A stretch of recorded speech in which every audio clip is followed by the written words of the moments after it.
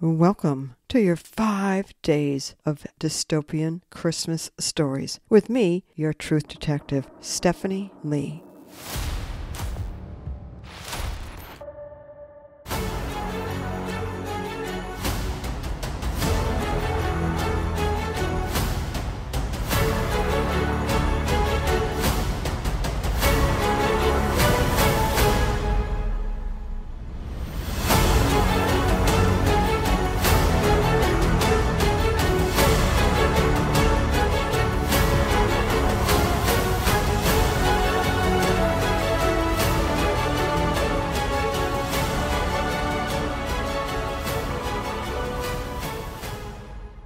The Rebels of Christmas.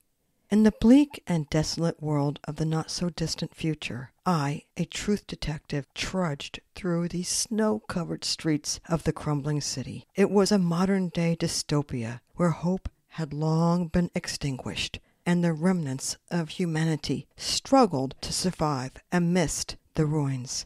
As December's freezing weather approached, I couldn't help but wonder if there was any semblance of a holiday named Christmas left in this lonely world. Yes, I remembered it faintly, but my memories were fading.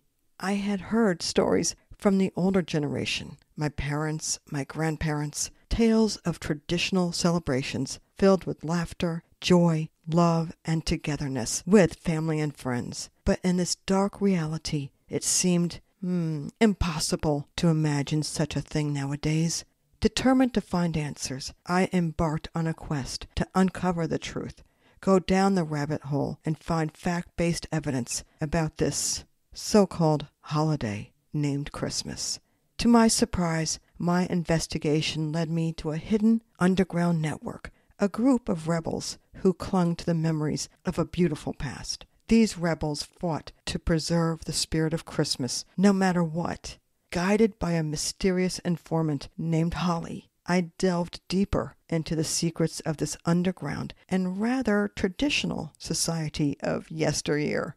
I discovered that, against all odds, Christmas still existed, albeit in a different form. The rebels had managed to salvage fragments of the holiday, adapting it to their harsh reality. A smile, it started to form on my lips as I grew dizzy with excitement. In this world, Christmas was no longer about extravagant gifts or lavish feasts. It had become a symbol of resilience, a beacon of hope in the darkest of times. The rebels celebrated with simple acts of kindness, sharing whatever they could spare with one another. They gathered around many makeshift Christmas trees, adorned with scraps of tinsel and animal figures made from tinfoil and old newspaper, along with flickering candles with barely a wick to light them with. They sang hymns and hummed to lift their spirits, and the rebels didn't sound half bad. Maybe they weren't rebels at all, rather a group of people wanting to live a peaceful and happy existence where no violence or totalitarianism existed. As I immersed myself in this newfound community, I witnessed the power of Christmas to unite people, even in the face of despair. I saw the joy in their eyes as they exchanged small handmade gifts, a piece of bread, coffee, or chocolate, or a banned book wrapped in vintage stationery or newspaper tied with twine. Of course, seeing the book, I couldn't help but hearken back to a book I had read long, long ago, given to me by a girl, whose name I don't really remember. 1984, that was the book. The story in the book 1984 seemed eerily familiar with the scene I witnessed at this very moment. These books stood as a lesson to fight against dictatorship, a warning to not let happen what had indeed happened. Regardless, the warmth grew in the rebels' hearts as they shared stories of their past and the strength they derived from each other's company. But not everyone embraced holidays of any kind. No. The ruling regime, led by the tyrannical globalists, saw the rebels' celebration as a threat to their control. They sought to extinguish their flicker of hope, deeming it dangerous to their oppressive regime. I found myself having newfound faith in the power of Christmas as I witnessed the regime's brutality firsthand. I found an overwhelming goodness in my heart, and so it was. I joined forces with the rebels, using their highly effective skills, as we outsmarted the regime and protected the fragile remnants of Christmas. Together, we all organized a grand celebration, inviting the people of the city to join us in reclaiming the spirit of the holiday. The younger ones, well, they had no idea what Christmas was. All they had witnessed was control, dictatorship, and a desolate world where there was no goodness of any kind.